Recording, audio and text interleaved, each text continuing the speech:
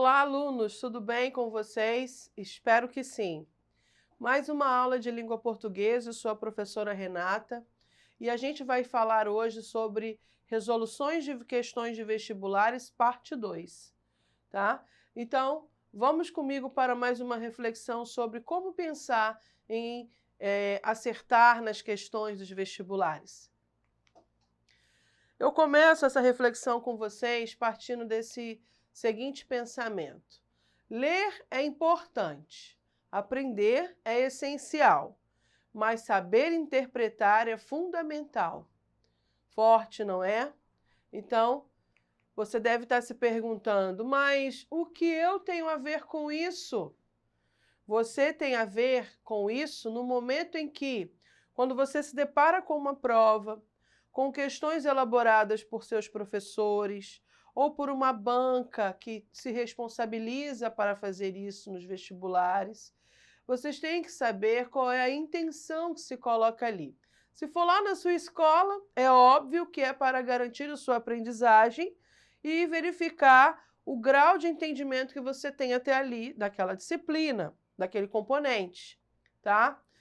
No vestibular, para verificar o que você aprendeu durante toda a sua caminhada de ensino básico.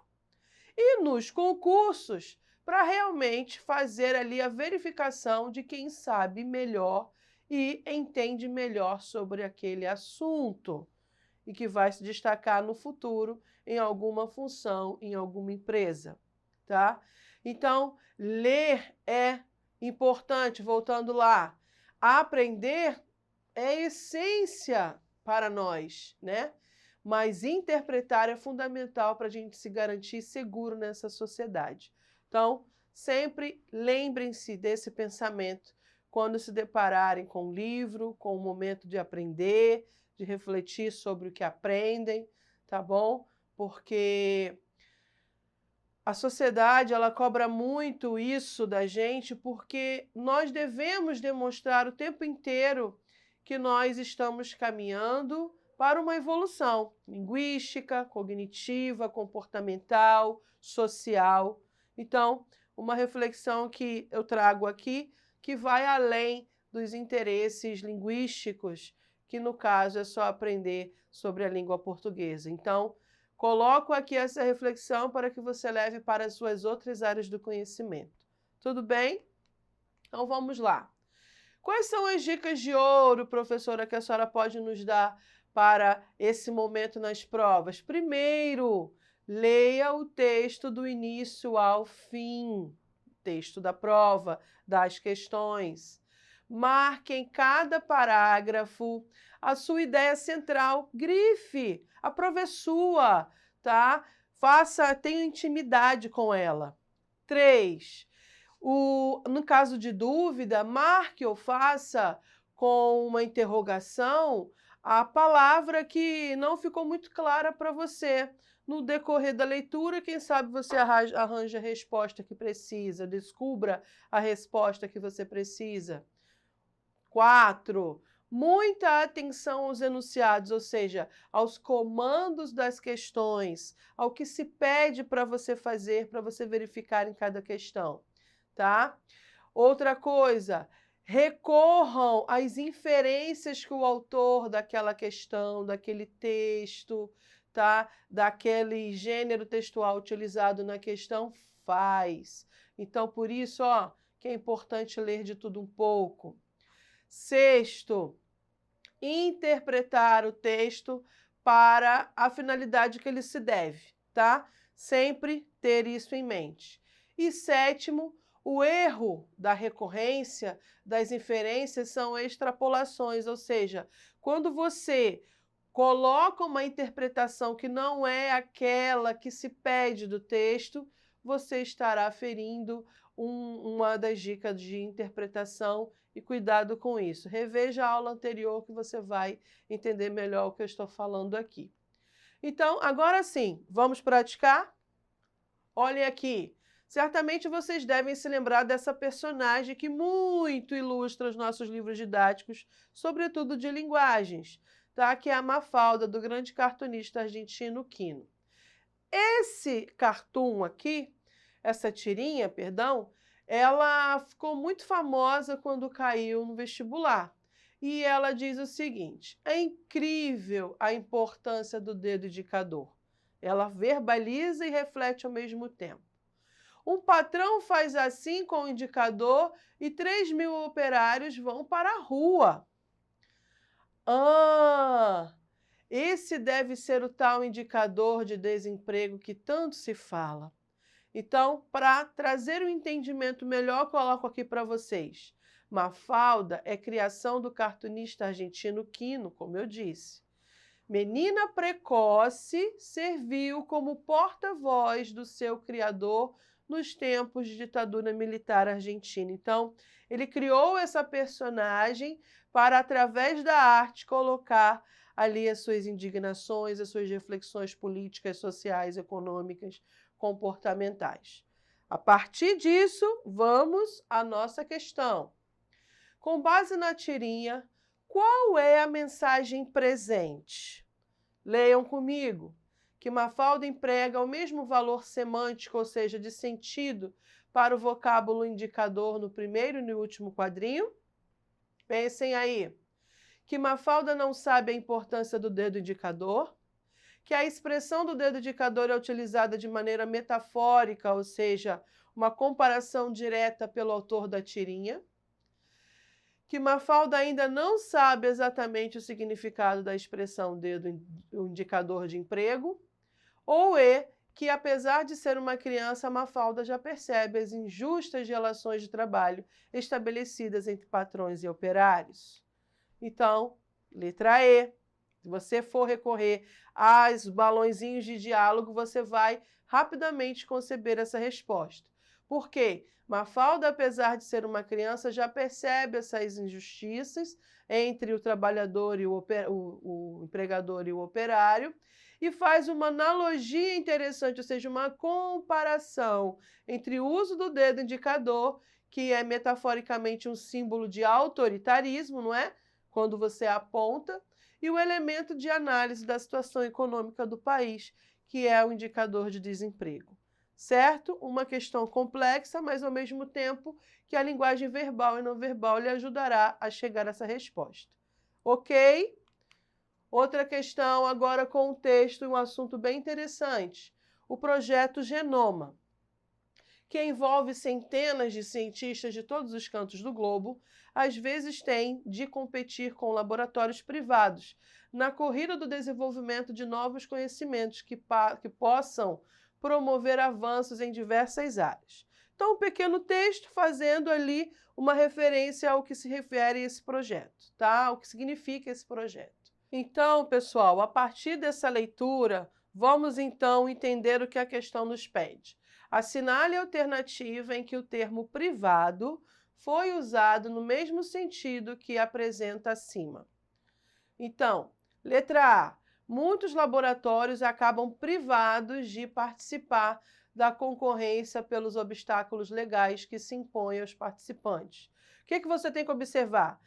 Qual é dessas alternativas é que a palavra privados está sendo usada no mesmo sentido do texto, tá? E qual é o sentido do texto? Você tem que inferir, tem que interpretar. Lá está assim, ó, laboratórios privados, ou seja, sinônimo de particular, ok? Então, vamos ver qual dessas alternativas tem o mesmo significado a palavra privado. Então, muitos laboratórios acabam privados, ou seja, impedidos, então não é a letra A. Letra B. Nem sempre os projetos que envolvem ciência básica podem contar com a injeção de recursos privados, ou seja, de recursos particulares. Essa daí já me agradou, mas vamos às outras. Mesmo alguns dos grandes laboratórios que atuam no mercado veem-se privados de condições, ou seja, impedidos, tá? De continuar a investir em pesquisas de ponta. Então, letra C não é. D. Os laboratórios privados dão licença. Cuidado, analisem toda a oração. Os laboratórios privados dão licença para desenvolver pesquisas. Então, privados da licença é o quê? Impedidos de ter a licença, impossibilitados. Não é a letra D. Letra E. Muitos projetos desenvolvidos em centros universitários privados de recurso, ou seja, que não têm recurso. Então, Qual é a letra que responde claramente?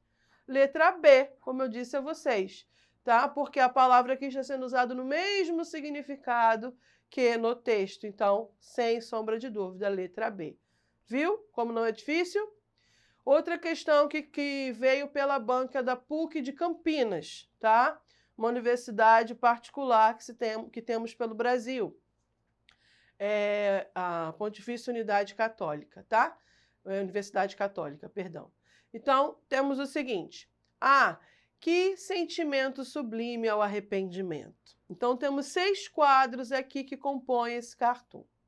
Então, da paz. Por quê? Por quê? Leva a pensar nos outros. Coitado. Aí temos as imagens.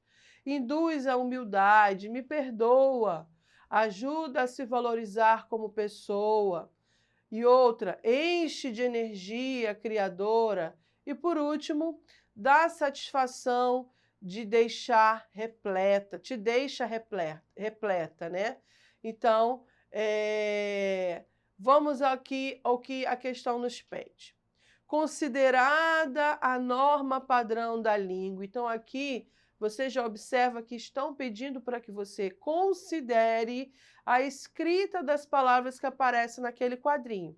Então, a observação correta. Então, cada questão deve ser analisada com muito cuidado. Na letra A, pergunta-se sobre o porquê. Na letra B, também questionando o uso do porquê. Na letra C, o uso do pronome oblíquo. Então, o conteúdo aqui é a colocação pronominal. Na letra D, o uso da crase. E na letra E, a utilização da transitividade verbal do verbo encher. Então, vocês leiam com muita calma, essa questão é muito analítica. Leiam com muita calma, tentem se lembrar dos conceitos que fala sobre norma padrão nesses assuntos e vocês vão chegar à seguinte conclusão, que a letra E é a que é correta, porque a análise da composição do quadrinho evidencia, olha o que está lá na alternativa, as palavras, os verbos, evidencia que o verbo encher está empregado como transitivo direto. Quem não se lembra de transitividade verbal é quando o verbo ele precisa de um complemento para estar completamente entendido o sentido na oração. Então, transitivo direto que não precisa de preposição e transitivo indireto quando ele precisa, e assim são seus objetos. Então, letra E. Quem não se lembra disso, relembre lá nos seus conceitos, nas suas matérias, nos seus cadernos. Ok? Outra questão agora, com uma reflexão literária de um texto de Carlos Drummond de Andrade. Peço que vocês leiam com muita cautela aí da sua casa, revejam essa aula, leiam bonitinho e tentem responder a seguinte questão. Essa caiu no Enem. Explorando a função emotiva da linguagem. Então, aqui você tem que relembrar funções da linguagem. O poeta expressa o contraste entre marcas de variação e usos da linguagem. Em quais situações? Quando está sendo colocado em situações formais e informais, quando trabalha diferentes regiões do país, quando se lembra sobre escolas literárias distintas, quando se refere a textos teóricos e poéticos ou quando simplesmente fala de diferentes épocas. Quando você for reler o texto, você vai chegar à seguinte conclusão, que ele retrata as diferentes épocas, porque ele fala do passado e do presente. Ok? Então, ficamos por aqui. Não adianta. Questões de vestibulares tem que praticar para se sentir preparado na hora H. Tá bom? Para isso, acesse a plataforma Questões de Vestibulares parte 1 e parte 2 que você vai ficar craque. Até a próxima. Tchau!